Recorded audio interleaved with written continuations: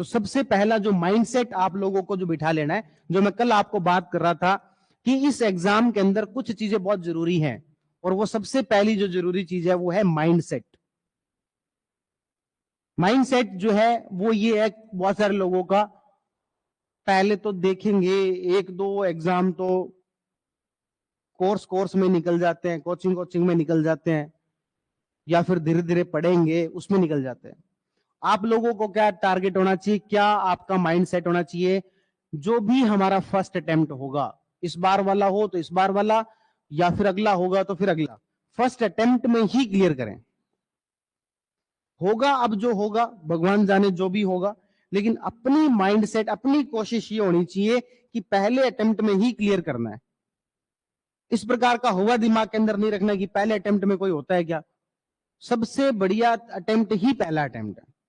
सबसे बड़ा जो अच्छा जो चांस है वो है ही पहला अटेम्प्ट। यदि आपने सही समय पर तैयारी शुरू कर दी है, यदि आपने तैयारी शुरू की उसके 2 महीने बाद ही प्री आ गया तो एक अलग बात है, लेकिन यदि आपने सही समय पर तैयारी शुरू की है तो पहला अटेम्प्ट ही सबसे बेस्ट अटेम्प्ट होता है। उसमें जितनी ऊर्जा होती है, उसमें जितना नयापन होता है, वो आगे के अटेम्प्ट्स में नहीं होता। धीरे धीरे आपकी ऊर्जा कम होती जाएगी। मैंने जो आरएस का एग्जाम दिया वो फर्स्ट अटेम्प्ट था, फर्स्ट अटेम्प्ट के अंदर सिलेक्शन हुआ। यूपीएससी का दिया first attempt, second attempt, third attempt, पहले तीनों अटेम्प्ट के अंदर इंटरव्यू दिया, आगे के अटेम्प्ट में इंटरव्यू नहीं हुआ। क्यों? क्योंकि पहले के अटेम्प्ट में एनर्जी होती है ज्यादा, अच्छे से पढ़ते हैं, सारी चीज अच्छे से करते हैं। बाद में एक ही एक चीज को बार बार पढ़ना, एक ही एक चीज को बार बार पढ़ना, ये सबसे ज्यादा थकाऊ काम है, सबसे ज्यादा थका देने वाला काम है। नया पढ़ना किसी को भी बुरा नहीं लगता। आज की क्लास आपको अभी जो मैं बोल रहा हूं वो किसी को भी बुरा नहीं लग रहा होगा, लेकिन मैं कहूं कि इसी क्लास को दोबारा देखना आपको तो बुरा लगता है। बुरा मतलब थोड़ा मुश्किल लगता है। अच्छा, मैं कहूं कि इसी क्लास को तीसरी बार एक बार और देखना है, फिर मैं कहूं इसी क्लास को एक बार और देखना है, चौथी बार भी देखना है, तो आपको बहुत थका देने वाला लगता है। यार ऐसे थोड़ी होता है, एक ही चीज को थोड़ी पढ़ा जाता है, आपको माइंड नई नई चीजें मांगता है। तो यदि आप चाहते हो कि एक ही बार में करें, बार बार ये परेशानी ना आए, तो पहली अटेम्प्ट में ही अपनी पूरी ऊर्जा जो वो लगा दें। अपना माइंडसेट यही रखें कि फर्स्ट अटेम्प्ट में ही करना है। तो सेकंड अटेम्प्ट के लिए कि भी सेकंड में देखेंगे, थर्ड में देखेंगे, पहले में तो प्री पास हो गया बहुत है, नहीं, पहले अटेम्प्ट में ही करना है। और डुएबल है।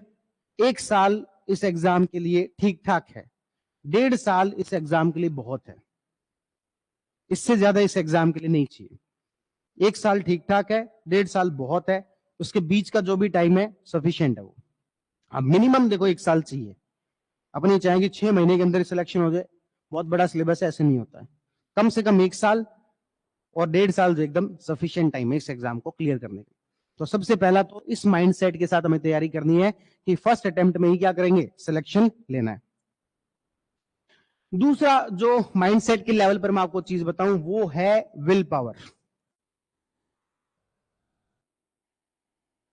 वो क्या है? Will power.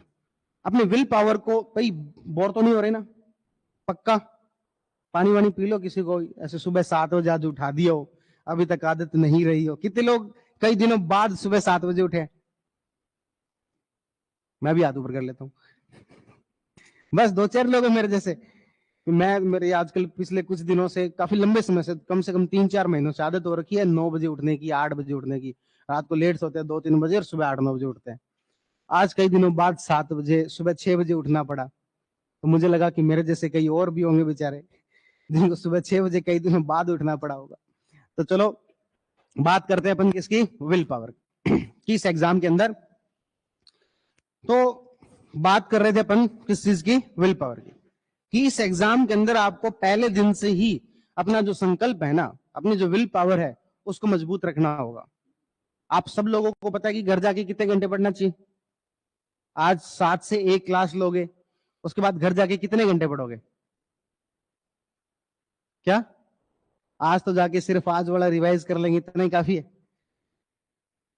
कितने घंटे पढ़ना चाहिए घर जाके इस पूरी तैयारी के अंदर? देखो आप लोग भी साथ के साथ बोलना शुरू करो। कौन आप में से बोलना चाहेगा? अब क्या टारगेट के हिसाब से पढ़ेंगे, है ना? जो भी क्लास में पढ़ाया गया है, अपनी पहली प्रायोरिटी क्या होगी, जो भी क्लास में पढ़ाया गया है उसको घर जाके रिवाइज करना।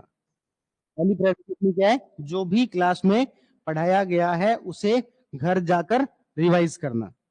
आज तो वैसे भी थोड़ा कम पढ़ाया जाएगा, तो आज आपके पास रिवीजन के लिए बहुत ज्यादा चीजें नहीं होंगी।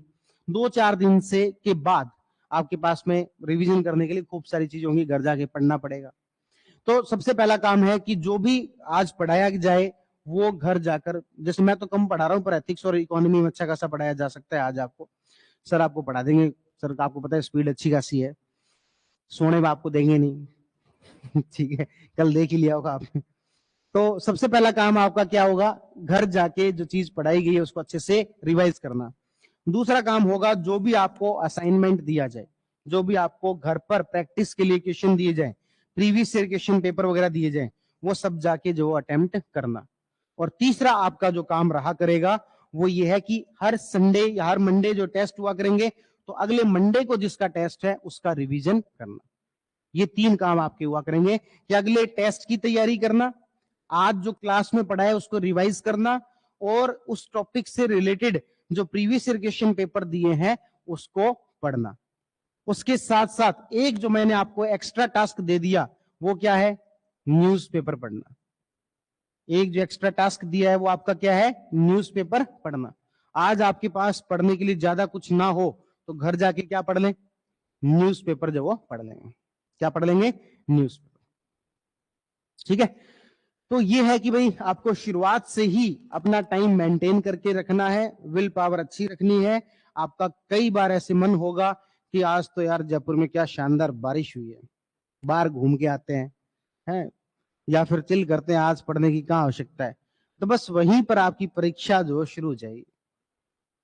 इस पूरी तैयारी के अंदर, चलो मैं ये नहीं कह रहा कि आप मशीन बन जाओ, एकदम दृढ़ हो जाओ और बाहर घूमने जाओ ही मत, ऐसा कुछ नहीं है, पर आप अपने टारगेट्स पहले पूरे कर लो।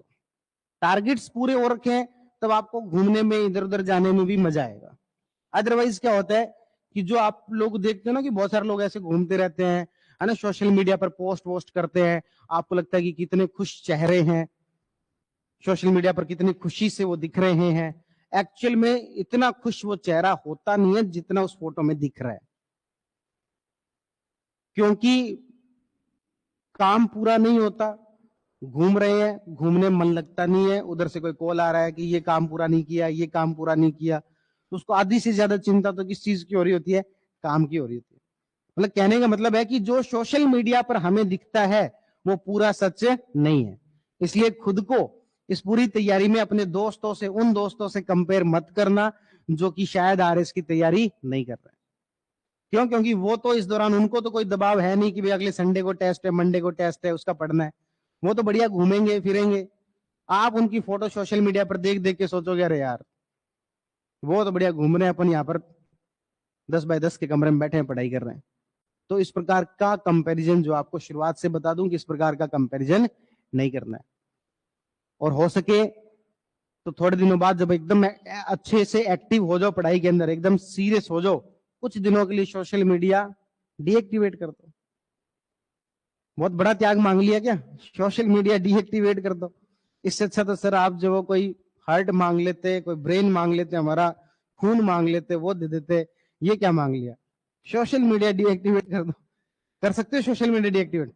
चलो आज ही आपको ऐसे कोई हम शपथ नहीं दिलाएंगे, थोड़ा सा आप पढ़ाई के अंदर सीरियस हो जाओ, हम आपको सीरियस कर दें, है ना, 1-2 महीने रुक जाओ, उसके बाद में आपको ऐसे सारे शपथ दिलाएंगे, ऐसे सारे काम करवाएंगे, सोशल मीडिया साल भर के लिए आपका छुड़वाएंगे। छोड़ने के लिए तैयार हो? चलो ठीक है, तो चलो थोड़ा पढ़ ले। चलो भाई, तो आज अपन जो है शुरुआत करने जा रहे हैं किसकी? Indian polity.